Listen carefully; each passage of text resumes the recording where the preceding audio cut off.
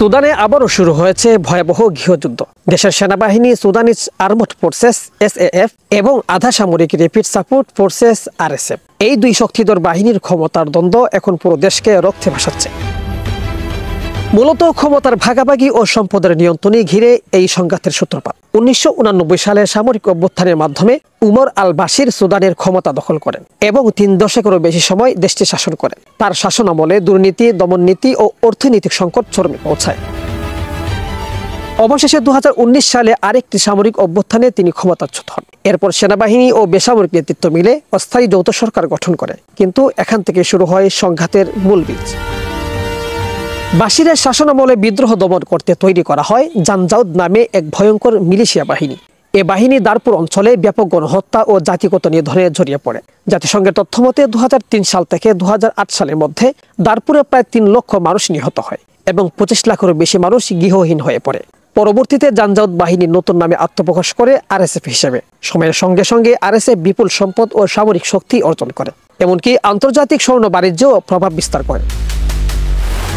বাশিরের পতনের পর RSF এর প্রধান মোহাম্মদ হামদাদ দাগালো হেমেতি অস্থায়ী সরকারের উপপ্রধান হন। তিনি চান তার বাহিনীকে স্বাধীন সামরিক শক্তি হিসেবে রাখার সুযোগ। অন্যদিকে সেনাবাহিনী মনে করে একটি দেশে দুটি শক্তিশালী বাহিনী থাকতে পারে না। ফলে 2023 সালে রাজধানী খার্তুমে শুরু হয় রক্তক্ষয়ী সংঘর্ষ, যা পরিণত হয় পূর্ণমাত্রার গৃহযুদ্ধ।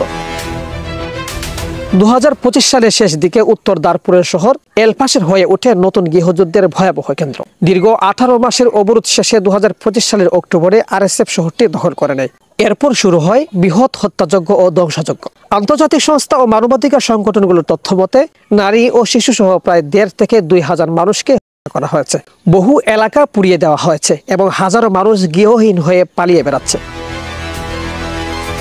সব মিলিয়ে বলা হয় স্বৈরশাসক উমর আল বাশিরের পতনের পর সৃষ্ট রাজনৈতিক শূন্যতা ও ক্ষমতার দ্বন্দ্বই সুদানের চলমান ও গৃহযুদ্ধের মূল কারণ। বর্তমানে দেশটি 2 ভাগে বিভক্ত, একটি সরকারি বাহিনী SAF, অন্যদিকে শক্তিশালী মিলিশিয়া বাহিনী RSF। ফলে আফ্রিকার এই গুরুত্বপূর্ণ দেশটি আজ ভয়াবহ মানবিক বিপর্যয়ের মুখে দাঁড়িয়ে আছে।